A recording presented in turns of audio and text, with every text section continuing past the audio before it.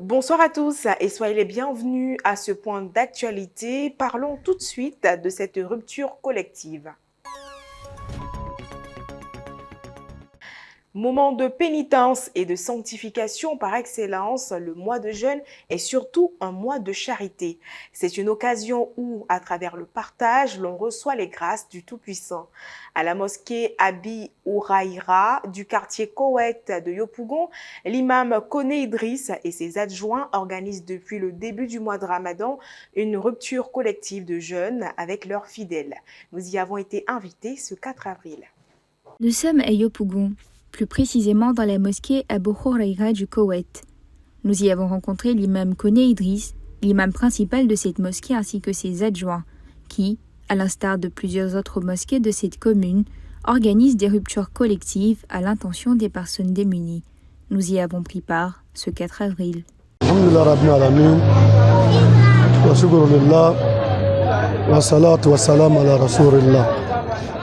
La portée des jeunes collectifs, rupture collective en islam, il y a une portée grande, car celui qui offre à un jeûneur de quoi manger pour son carême, il a les mêmes mérites que le même mérite que le jeûneur gagne en retour. Donc il y a beaucoup de mérites. Voilà qui sont ici. Chaque année, on organise au moins rupture collective avec fonds propres pour qu'on puisse donner manger à autrui. Donc les familles aussi préparent pour nous envoyer. Donc on fait ça ensemble, puis on mange. Il y a beaucoup de jeunes qui n'ont pas beaucoup de moyens pour manger, pour couper leur carême. Mais quand on envoie, on fait un groupe ensemble. Quand même, il y a beaucoup de mérite. Quand on mange, c'est un partage, c'est un bon partage. On doit partager ensemble, Inch'Allah. Les ruptures collectives à l'occasion du Ramadan s'inscrivent dans une perspective de partage et de générosité, valeurs partagées durant ce mois. On va l'appeler chercheur de métaux précieux pour avoir une idée précise de l'activité qu'il exerçait lorsque nous l'avons rencontré dans l'un de ces gros caniveaux de Yopougon entre le courant d'eau et les tas d'ordures où Ombrice attire la curiosité des passants. Sans gants ni chaussures adaptées, il plonge ses mains dans l'eau insalubre afin d'y trouver le précieux métal tant convoité. Ombrice fait un métier pas comme les autres. En effet, chaque jour, il cible un quartier de Yopougon à la recherche de métal. Pour cela, il n'hésite pas à plonger ses mains dans les détritus qu'il trouve en chemin. Il lui arrive de descendre dans certains caniveaux, étant bien conscient des risques.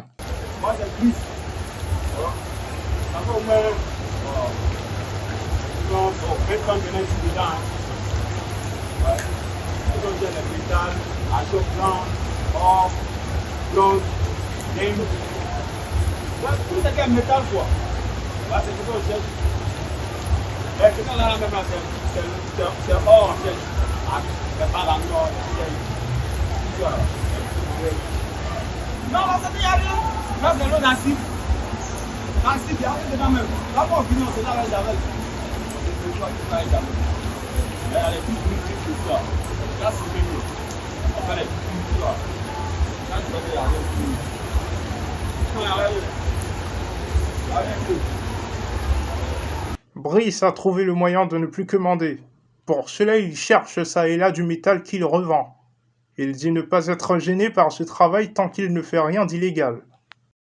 Il y a un but, mais pas un chemin dans la vie, car ce que nous nommons chemin est hésitation, affirmait un célèbre réalisateur américain. Cela colle parfaitement à l'histoire de Mademoiselle Niambé que nous découvrirons dans le prochain reportage. Ingénieure en marketing et publicité, Niambé a diamétralement changé de trajectoire professionnelle après la naissance de sa fille en 2016. De plus en plus en Côte d'Ivoire, mais également et surtout à Abidjan, l'on entend parler de reconversion professionnelle, le fait de changer de domaine en ce qui concerne sa profession. C'est le cas de Mademoiselle Niambé. Elle, qui a fait des études en marketing, se retrouve aujourd'hui à produire et à faire de la vente et de la transformation de fruits. Comment est-elle arrivée là? La réponse dans ce reportage. Je peux précisément dire ça depuis 2016. 2016 que je me suis investie dans les fruits.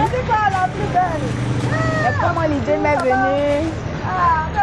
Je faisais un peu de tout. J'étais d'abord dans le vivrier, mais je faisais juste un peu le fruit. Comme les fruits, c'est la plupart les soirs que les gens consomment. Comme ça, je suis rentrée dans les fruits. Aujourd'hui, les oranges coûtent cher. La grande bouteille d'1,5 litre passe à 2000. Il y a des jus d'ananas, il y a des jus de citron, il y a des jus de pommes, il y a des jus de raisin. Présentement, il y a des jus de bissap, il y a de tommy, un peu de tout. Même jus de la passion. Quand la passion se fait sentir, je fais aussi le jus de la passion. Et les prix sont pareils, 500, 1000 francs et 1500. Notons que les cas de reconversion professionnelle sont dus, la plupart du temps, aux cas de chômage. Et voilà, c'est la fin de ce numéro de PP News. Merci, chers internautes, de votre fidélité.